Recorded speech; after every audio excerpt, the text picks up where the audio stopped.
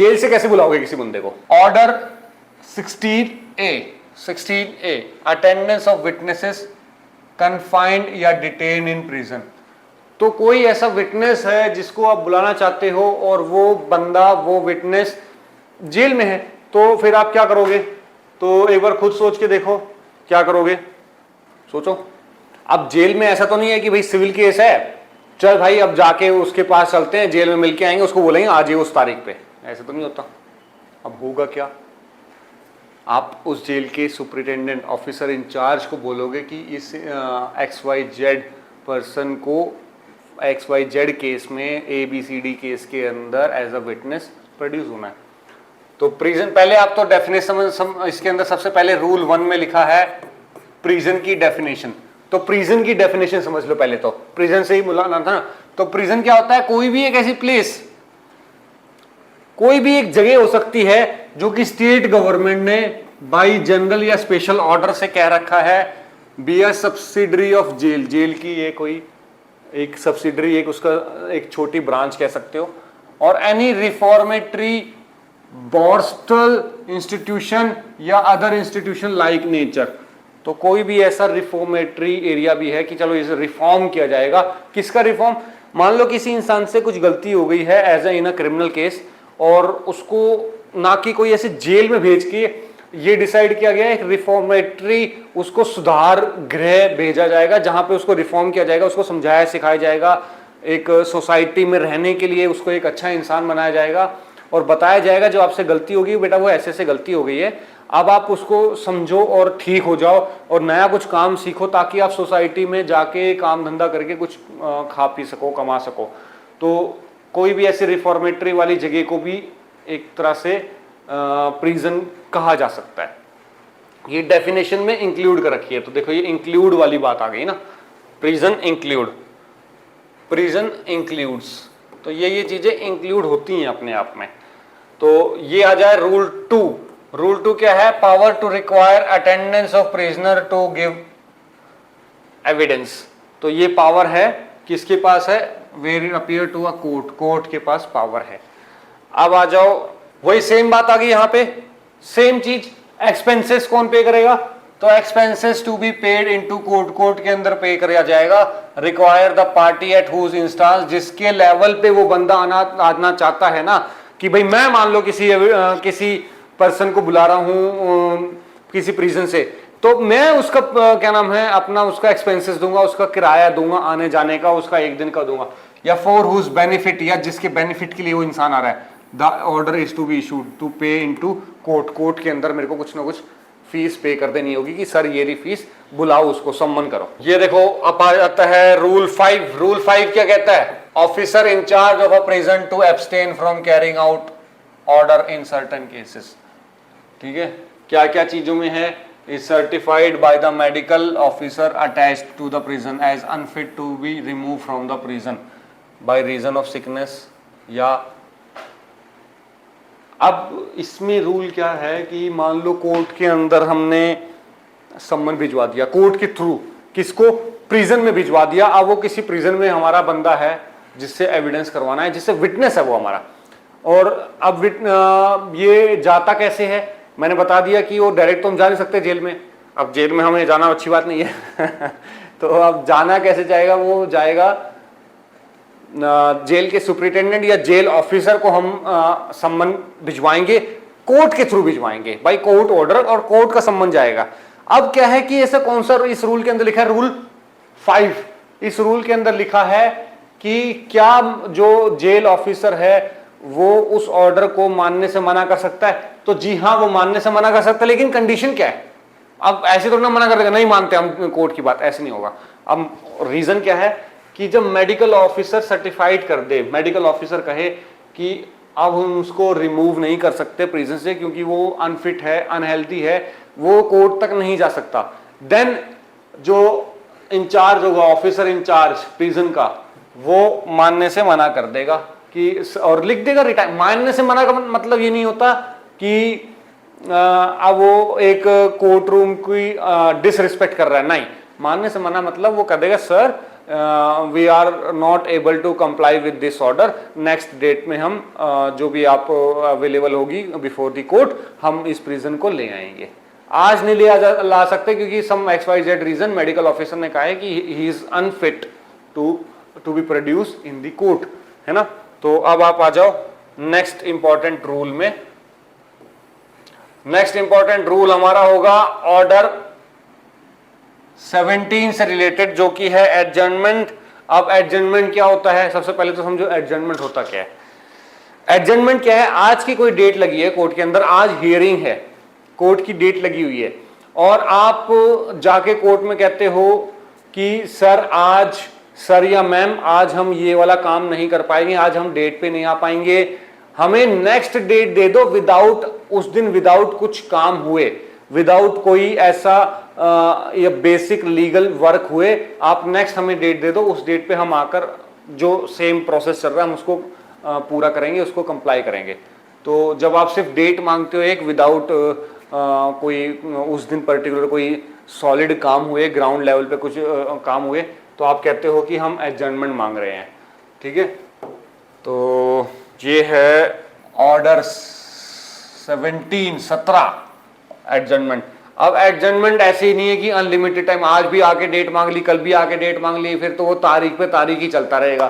तो अब इसमें क्या होता है कि देखो रूल 1 में लिखा हुआ है, provided that no such adjournment, ऐसी एडजर्नमेंट शैल बी ग्रांटेड, नहीं ग्रांट की जाएगी more than 3 times to a party during the hearing of the suit. Suit की हियरिंग पे 3 बार से ज्यादा आप एडजर्नमेंट नहीं मांगोगे, 3 से ज्यादा मांगो फिर फाइन या आपका राइट क्या नाम है कोर्ट स्ट्रक ऑफ कर देगा कि नहीं अब आपके पास कोई डिफेंस का राइट नहीं है। अब ये 2 और 3 को पढ़ लेना, यहां से क्वेश्चन सिर्फ इसी के ऊपर आ रहा है, रूल 2 और रूल 3। रूल 2 क्या कहता है, प्रोसीजर है if party fail to appears on a day fix, जिस दिन डेट फिक्स करी थी उस दिन नहीं आया, कोर्ट में प्रोसीड नॉट विथ स्टैंडिंग इधर party fails to produce evidence, evidence fail कर जाए, एविडेंस ना दे रही हो तो क्या होगा, और जिस दिन डेट दी थी उस दिन वो बंदा ना आए, फिर ना कोई पार्टी में ना आए, जो पार्टी है बिफोर दी सूट से रिलेटेड कोई पार्टी है वो ना आए तो क्या होगा। तो या तो कोर्ट में डिस्पोज ऑफ कर सकती है सूट को, ठीक है, ऑन बिहाफ ऑफ इतना इतना, या मेक कर सकती है ऑर्डर एज ए, जैसा ऑर्डर कोर्ट को ठीक लगे वैसा ऑर्डर दे सकती है। तो ज्यादातर इसी से आ जाता है, जो ये रूल है, रूल का हेडिंग जो है इसी से क्वेश्चन पूछते हैं। तो आप इसमें इन हेडिंग को पढ़ जाना, समझ जाना। उसके बाद आ जाओ नेक्स्ट ऑर्डर जो इंपॉर्टेंट रहेगा, रिकॉर्डिंग ऑफ एविडेंस। एविडेंस कैसे रिकॉर्ड होते हैं, rule 4। Order 18 hearing of suit and examination of witness. Suit को सुनना, हेयर करना, ट्रायल स्टार्ट करना, और जो विटनेस होगा उसकी एविडेंस, उसका एग्जामिनेशन क्रॉस कैसे होगा। इसमें इंपॉर्टेंट है 4, rule 4 recording of evidence. Evidence कैसे होगा, तो एविडेंस कैसे होता है आप खुद बताओ। कहते हैं एविडेंस चल रहा है, एविडेंस कर रहे हैं, हमारे पास सबूत है, तो वो सब चीजें होती कैसे कोर्ट के अंदर। कोर्ट के अंदर वो सारी चीज होती है, आप कोई भी चीज हो, मान लो मैं हूं, तो पहले मेरा एग्जामिनेशन होगा कि जो मैं बोल रहा हूं या जो मैं एविडेंस लाया हूं, डॉक्यूमेंट लाया हूं, पहले मेरे को क्लियरली एग्जामिन किया जाएगा, फिर मेरा क्रॉस किया जाएगा। तो ये इंपॉर्टेंट चीज है। तो in every case the examination of chief of a witness shall be on affidavit and copies thereof, और provided that way document are filed and the party rely on the document, the proof and admissibility of such document which are filed along with affidavit shall be subject to the order of the court, जैसा भी court order देगी। तो ये important चीज थी, आप इसको पढ़ लेना। रूल 4 से भी आता है। एविडेंस क्या, क्रॉस एग्जामिनेशन या re examination of the witness in attendance. आया हुआ है तो उसका examination by affidavit has been furnished to the court shall be taken either by the court और द कमिश्नर अपॉइंटेड, या तो कोर्ट भी ले लेगी एफिडेविट पे अगर उसका उन्होंने फाइल किया है अपने एविडेंस, और तो कोर्ट भी उस चीज को एक्सेप्ट कर सकती है, और कौन कर सकता है, commissioner appointed by the court. ये इंपॉर्टेंट लाइन है, यहां से क्वेश्चन बन जाता है। रूल 9 ऑर्डर 18 है ना, तो व्हेन एविडेंस, कब, जब वो एविडेंस चल रहा हो, may be taken in English, कब वो इंग्लिश में लिया जा सकता है ना, ये इंपॉर्टेंट बात है। तो जब English is not a language of the parties, तो ऑफ द कोर्ट की लैंग्वेज नहीं है, but all party to the suit appears in person, और प्लीडर वो अपीयर्स करते हैं और डू नॉट ऑब्जेक्ट नहीं करते हैं, such evidence is given in English, English में दिया जा सकता है। कोर्ट की लैंग्वेज तो नहीं थी इंग्लिश, लेकिन दोनों पार्टीज कह रही हैं कि हाँ मेरे को भी इंग्लिश आती है, मेरे को भी आती है, ये एविडेंस मेरे को भी इंग्लिश में चल जाएगा, मेरे को भी चल जाएगा, तो वो इंग्लिश में किया जा सकता है। ये किसमें कह रहे हैं? रूल 9 में। अब 11 और 12 और 16 ये इंपॉर्टेंट है। 11 क्या कहता है? Questions objected to and allowed by court. कौन कौन से क्वेश्चंस कोर्ट कह सकती है ना कि नहीं भाई आप ये नहीं पूछ सकते, ये गलत है, आपका पूछने का तरीका गलत है, आप वो क्वेश्चन ऐसा पूछ के किसी इंसान को डिफेम करना चाहते हो, किसी इंसान की माना नहीं करना चाहते हो, मैलेशियस है, स्कैंडलस है, आप उसकी इंसल्ट कर रहे हो, तो आप मना कर सकती है कोर्ट, ऑब्जेक्ट कर सकती है या अलाउ कर सकती है। Remarks on demeanour of witness, court जो है वो ध्यान में रखेगी आप कैसे रिमार्क्स दे रहे हो किसी इंसान के ऊपर। डिमिन्योर मतलब उसके अपीयरेंस पे, उसकी पर्सनैलिटी पे क्वेश्चन, मतलब वो पॉइंट मार रहे हो, तंज कस रहे हो। तो अब आ जाओ 16, power to examine witness immediately. एकदम से पावर है, जैसे कई बार क्या होता है ना, रूल 16 और 17 कोर्ट में रिकॉल वापस बुला सकती है एंड एग्जामिन विटनेस। आप मेरे को ये बताओ अब इस वाले में, ये तो है ही power to examine witness immediately, एकदम से जैसे भी लगा कोई नया विटनेस आया है, कोर्ट के पास पावर है कि चलो ये भाई फिर नेक्स्ट टाइम आए ना आए, आज इसको हम लोग क्या नाम है इसका एविडेंस करा लेते हैं। और ये है 17 क्या है? कोर्ट में रिकॉल, फिर से बुला सकती है या एग्जामिन कर सकती है विटनेस। सेम सीआरपीसी में लिखा हुआ है कि फिर से हम किसी विटनेस को एग्जामिन या क्रॉस कर सकते हैं, या कोर्ट फिर से बुला सकती है उसको एग्जामिन क्रॉस करने के लिए। कौन से सेक्शन में लिखा है? सीआरपीसी के। मैंने सीआरपीसी बता दिया, क्रिमिनल से रिलेटेड। आप बताना कौन सा होगा। इसमें कौन सा है? इसमें है 17 किस चीज का? 18-17। ऑर्डर 19 किस बारे में है? ऑर्डर 19 है एफिडेविट्स के बारे में। ऑर्डर 20 किसके बारे में है? डायरेक्ट इसी के ऐसे ही क्वेश्चन आ रहे हैं। इसमें क्या है ना कि ये नहीं कि मैं स्किप कर रहा हूं, बात ये है कि अब इंपॉर्टेंट यही है एग्जाम से रिलेटेड कि 19 कौन सा ऑर्डर है, 20 कौन सा है, और जोन सा भी आपका रूल इंपॉर्टेंट होगा जो आपको पढ़ना चाहिए वो मैंने हाईलाइट कर रखा है। अब यहां पे आ जाओ, ऑर्डर 20 और जजमेंट या डिग्री से रिलेटेड है। और रूल 1 किसके बारे में है? रूल 1 है कि जजमेंट व्हेन प्रोनाउंस्ड, जजमेंट कब प्रोनाउंस की जाएगी। तो जजमेंट अपने आप में एक तरह से क्या है, जब जजेस सारे एविडेंस कर लेंगे, सारे इश्यूज को डिसाइड कर लेंगे, तो किसी भी दिन जजमेंट क्या नाम है अनाउंस की जा सकती है, प्रोनाउंस की जा सकती है।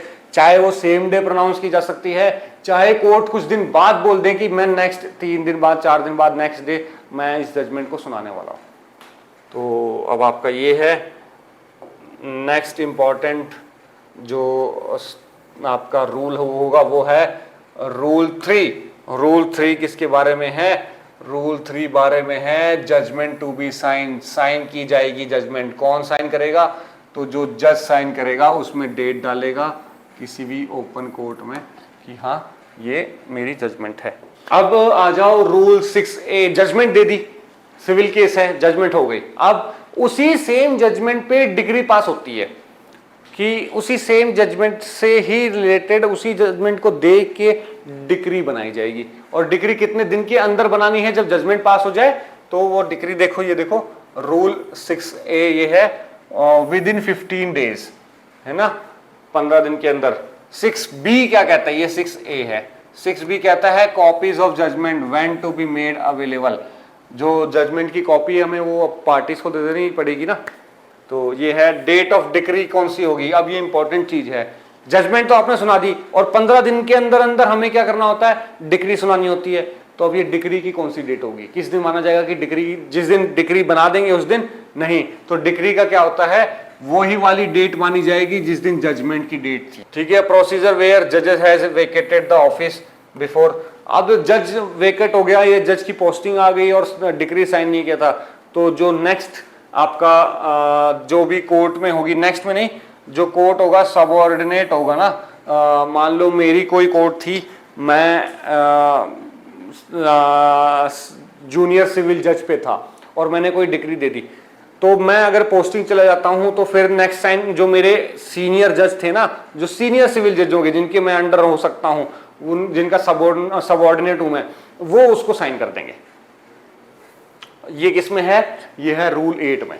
अब आ जाओ rule 11 sub rule 2, orders after decree for payment of instalment.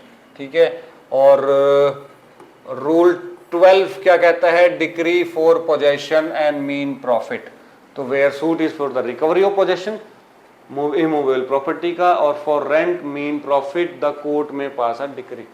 Decree pass कर सकती है किस पोजीशन के लिए और मीन प्रॉफिट के लिए बता सकती है।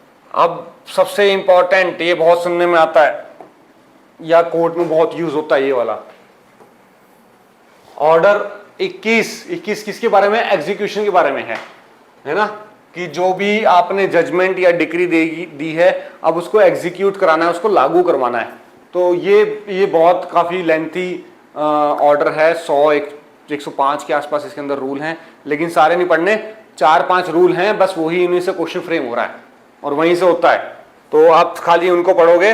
मैं आपको सारे रूल बता देता हूं मेन। एक ये rule 6, procedure where court desire that its own decree shall be executed by another court. दूसरी कोर्ट उसको एग्जीक्यूट करे, जब कोर्ट खुद इस मन में हो तो क्या करेगी? कॉपी ऑफ डिक्री दे देगी, सर्टिफिकेट दे देगी और कॉपी ऑफ एनी ऑर्डर दे देगी for the execution of decree. तो ये सब चीजें प्रोवाइड कर दी जाएगी। अब आ जाओ नेक्स्ट रूल पे, जो कि इसके अंदर इंपॉर्टेंट है। किसके अंदर? ऑर्डर 21। रूल 22 इंपॉर्टेंट है। Notice to show cause against execution. Notice दे दिया है टू शो कॉज, कि आप आओ बताओ, और एग्जीक्यूशन आपके अगेंस्ट फाइल कर दिया गया है। अब अपोजिट पार्टी को बताया जाता है कि आपके अगेंस्ट एग्जीक्यूशन फाइल है, तो सो कॉज, ऐसा क्यों ना किया जाए, इसके रिगार्डिंग आपको नोटिस दे दिया जाएगा। ठीक है, where an application for execution is made, execution made के अगेंस्ट आप एग्जीक्यूशन करने के लिए एप्लीकेशन दे दी गई थी, अब सो कॉज नोटिस आएगा। तो more than 2 years after the date of the decree, तो 2 साल से ज्यादा हो गया और आपने एग्जीक्यूशन नहीं डाला था, तो अब वो नोटिस दिया जाएगा कि क्यों ना एग्जीक्यूशन को लागू क्यों किया जाए, ना किया जाए। नेक्स्ट इंपॉर्टेंट रूल आ जाओ। नेक्स्ट इंपॉर्टेंट रूल है रूल 32। रूल 32 क्या कहता है? एक बार देखो rule 32। Decree for specific performance for restitution of conjugal rights. Conjugal rights को फिर से रेस्टिट्यूट करने के लिए जो डिक्री है, तो फॉर किसी इंजंक्शन के लिए, तो आप ये लाइन पढ़ लेना, ये इंपॉर्टेंट है। ये जो कॉन्जुगल राइट्स मतलब मैरिटल राइट्स, पति पत्नी के अधिकार से रिलेटेड है, कि आप वापस अपनी वाइफ को, वापस अपने हस्बैंड को मांग रहे हो ना, कि नहीं आप आ जाओ मैरिटल लाइफ में रहो, तो इसके रिगार्डिंग जो भी रूल है एग्जीक्यूशन के, वो है रूल 32। उसके बाद शायद 50 के आसपास एक रूल है जहाँ से क्वेश्चंस आते हैं, 50 या 55, 58 कुछ है, एक बार देख लेते हैं। 58 क्या कहता है? Adjudication of claims and objection. तो ये है सीधा, इसके बारे में आप खाली सीधा रूल का पता करना।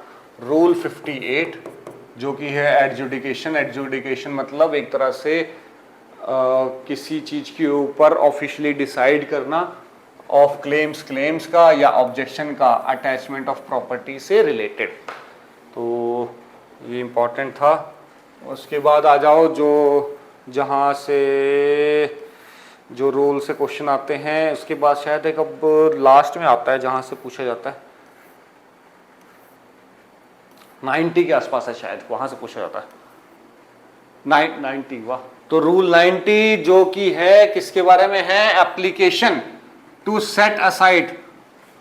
सेट असाइड कर दो मतलब जो चीज थी उसको अब मानने से मना कर दो, ली ऑफिशियली, आप खुद नहीं, सेट असाइड मतलब कोर्ट उसको अब कहेगी अब नहीं, ये चीज मान्य नहीं होगी, हटाओ इसको, on the ground of irregularity और फ्रॉड, फ्रॉड था या इरेगुलरिटी थी उस एप्लीकेशन में या उस ऑर्डर में या उस किसी भी चीज के अंदर, तो आप उसको सेट असाइड कर दो।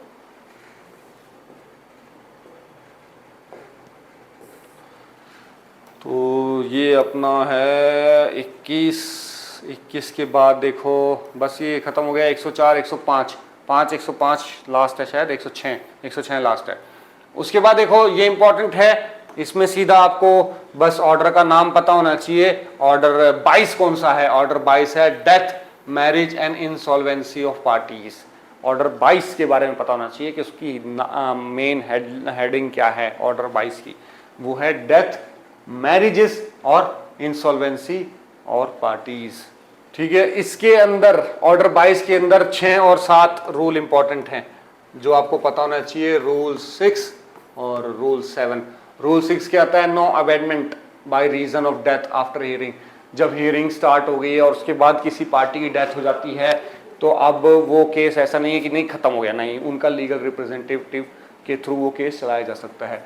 Suit not abetted bye marriage of female party. अगर कोई फीमेल है और उनकी शादी हो गई और वो किसी और जगह शादी हो गई और वो चले गए वहाँ पे, तो अब नहीं, वो तो चली गई शादी करके, ऐसा नहीं होता, तब भी केस चलता रहेगा, है ना, वो कोई इशू नहीं है, ना ही डेथ और ना ही फीमेल की मैरिज। ऑर्डर 22 रूल 6 और 7। ये रूल 9 और रूल 10A ये इंपॉर्टेंट है। रूल 9 क्या कहता है? इफेक्ट ऑफ अबेटमेंट या डिसमिसल का क्या इफेक्ट होगा? तो where the suit abate या dismiss under the no fresh suit shall be brought for the same cause of action। Same cause of action के लिए आप फिर से अब नया फ्रेश सूट फाइल नहीं करोगे। और duty of pleader to communicate to the court about the death of the party. अगर कोई पार्टी की डेथ हो जाती है तो ये एक प्लीडर की ड्यूटी है। Pleader means the advocate, the council की ड्यूटी है कि वो कोर्ट को बताए जाके कि सर मैडम ऐसा ऐसा हो गया है कि XYZ बंदे की डेथ हो गई है जो पार्टी है। ऑर्डर 23 पे आ जाओ भाई। अब withdrawal and adjustment of suit, suit का विड्रॉ और एडजस्टमेंट। अब क्या है? रूल 1 क्या कहता है? विड्रॉवल ऑफ सूट और abatement of the suit. Abandonment, abandon मतलब छोड़ दिया खाली, ऑफ द सूट। भाई आप या तो विड्रॉ कर रहे हो या अबेंडन कर दिया आपने, वो खाली छोड़ दिया, ना देख रहे हो, ना पूछ रहे हो, ना डेट पे आ रहे हो। तो द प्लेंटिफ में एज अगेंस्ट ऑल या any of the defendants abandon his suit, abandon a part of the his claim, है ना। तो ये आपको पता होना चाहिए। रूल 1 के अंदर लिखा है, कहाँ लिखा था, इसी से कई बार क्वेश्चन आ जाता है। तो अब देखो प्लेंटिफ ने अबेंडन कर दिया किसी भी सूट को या पार्ट को, या विड्रॉ करता है सूट को या किसी पार्ट ऑफ द क्लेम को, तो ही shall be liable for such cost. Court कुछ ना कुछ कॉस्ट लगा दे कि भाई अभी तो आपने एक केस फाइल किया, सूट फाइल किया, अब उसका कुछ ध्यान ही नहीं दे रहे, भूल गए, या कह रहे नहीं नहीं अब मेरे को ये वाला क्लेम नहीं चाहिए, इस क्लेम को रहने दो, तो कुछ ना कुछ कॉस्ट लगा देगी कोर्ट। अब इसमें आप देखो नेक्स्ट रूल 2 और 3। तो रूल 2 है limitation law, not affected by the first suit. पहले सूट की वजह से आपने आज एक सूट फाइल किया, उसको विड्रॉ कर लिया, फिर आप नेक्स्ट सूट फाइल करोगे, तो ऐसे तो करते करते ना लिमिटेशन पीरियड को चलाते रहोगे आप। लिमिटेशन पीरियड क्या है? मान लो किसी केस को फाइल करने का टाइम पीरियड था 2 साल, तो आप 2 साल के लास्ट डे तक फाइल नहीं कर पा रहे, और आप अगर करना भी चाहते हो ना, तो उस सूट के अंदर आपका कुछ प्रॉब्लम थी, ड्राफ्टिंग ठीक नहीं थी या जो भी था, तो आप फाइल कर दे, तो चल यार फाइल कर दे, ठीक है, फिर इसको विड्रॉ कर लेंगे, फिर अपने को टाइम मिल जाएगा फिर से एक फाइल करने का। तो लिमिटेशन पीरियड ऐसे नहीं क्या नाम है एक्सटेंड होता। तो ये रूल 2 के अंदर दे रखा है। रूल 3 के अंदर दे रखा है कॉम्प्रोमाइज ऑफ सूट। सूट को कैसे कॉम्प्रोमाइज किया जाता है, दोनों सेटलमेंट कैसे करेंगे, मिल बैठ के आउटसाइड द कोर्ट कैसे डिसाइड करेंगे।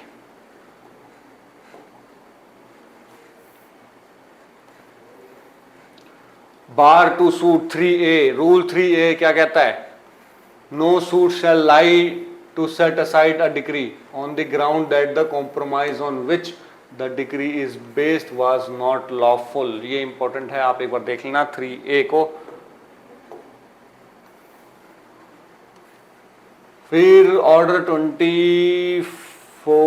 24 में तो मेरे हिसाब से कुछ नहीं था। तो ऑर्डर 25 सिक्योरिटी वाले में भी कुछ नहीं था। ऑर्डर 26 कमीशन, इसके अंदर ना आप सारी हेडलाइंस पढ़ लेना एक बार, ये इंपॉर्टेंट है। ऑर्डर 26 इसके अंदर आपको क्या करना है, ऐसे से जो ये है ना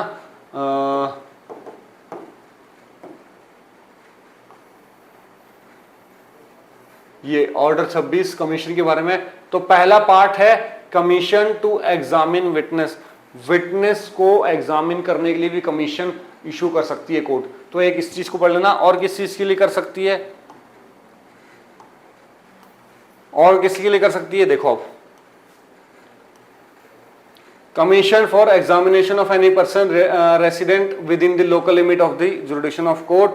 और कमीशन किस लिए कर सकती है, फॉर लोकल इन्वेस्टिगेशन। और कमीशन किसके लिए कर सकती है, commission for scientific investigation, performance of ministerial act and sale of movable property. Scientific investigation, performance of ministerial act, commission for to examine account, commission to make partition. तो ये important है, ऐसे ऐसे कमीशन के लिए इशू कर सकती है। जनरल प्रोविजन कौन कौन से हैं इसमें, ये आप देख के, commission issued of the instance of foreign tribunal, foreign tribunal की इंस्टांस पे भी आप कमीशन इशू कर सकते हो। तो ये है। अब आ जाओ आपका ऑर्डर 27 कौन सा ऑर्डर है, इसका आपका नाम और हेडिंग ही इंपॉर्टेंट है। ऑर्डर 27 है सूट बाई और अगेंस्ट गवर्नमेंट या public officer in the official capacity. तो जो है रूल 2 वो क्या कहता है, person authorised to act for the government, person being the ex officio और otherwise authorised to act to the government in respect of judicial proceedings shall be deemed to recognize agent, कि वो एक court का या government of India का, state government का एक तरह से एजेंट है और वो एज अ कोर्ट में जाएगा। Important order. उसके बाद आ जाओ भाई अब, तो कोर्ट रूल 2 कहता है कोर्ट जो है अपनी तरफ से, कोर्ट को जब गवर्नमेंट के अगेंस्ट कोई सूट फाइल नहीं किया गया था, लेकिन किसी भी सूट की प्रोसीडिंग के टाइम में अगर कोर्ट को ऐसा लगे कि नहीं इसमें गवर्नमेंट ऐसा पार्टी होनी चाहिए, गवर्नमेंट एक तरह से पार्टी है, तो वो सीधा अपना रूल 2 की पावर का यूज करते हुए कोर्ट गवर्नमेंट को पार्टी बना देगी। ऑर्डर 29 भी नहीं, 30 भी नहीं, 31 से भी कोई खास क्वेश्चन नहीं आते। 32 यहां से क्वेश्चन आता है भाई। ऑर्डर 32 यहां से आता है, सूट बाई और अगेंस्ट माइनर। माइनर कोई केस करे या माइनर के अगेंस्ट कोई केस हो। पर्सन ऑफ अनसाउंड माइंड, कोई ऐसा है जिसको अनसाउंड माइंड है, उसका माइंड का कुछ कह सकते हो प्रॉब्लम कुछ चल रहा है और वो कुछ सोच समझ नहीं सकते, तो उनके अगेंस्ट माइनस बच्चों के। तो इसमें क्या है, तो इसमें रूल इंपॉर्टेंट है रूल 1। रूल 1 क्या कहता है, जो माइनर है to sue by next friend. एक नेक्स्ट फ्रेंड मतलब उसका एक इंपॉर्टेंट, एक ऐसा गार्जियन या एक नेक्स्ट फ्रेंड कहते हैं उसको लीगली, जो उनके सूट को या उसकी बात को एज अ माइनर के या अनसाउंड माइंड के पर्सन की बात को एकदम ट्रूली विद ऑनेस्टी और विद एक तरह से उसकी फेवर में सारी बात रहते हुए रख सकता है। तो every suit by a minor shall be instituted in his name, नाम उसी का रहेगा कि भाई नाम, मान लो मैं माइनर हूं तो मेरे नाम पे ही केस रहेगा, बट क्या नाम है, मेरा कोई नेक्स्ट फ्रेंड जो समझदार है, बड़ा है, मेजर है, मेरे गार्जियन हो सकते हैं, पेरेंट्स हो सकते हैं, कोई भी हो सकता है, और वो उसको क्या नाम है फाइल करेंगे और वही उसको केस को करेंगे। Shall be called next friend. ठीक है। एक्सप्लेनेशन क्या है, माइनर का मतलब वही होगा जो कि इंडियन मेजोरिटी एक्ट में लिखा है, 18 साल है इसके अंदर, 18 ईयर।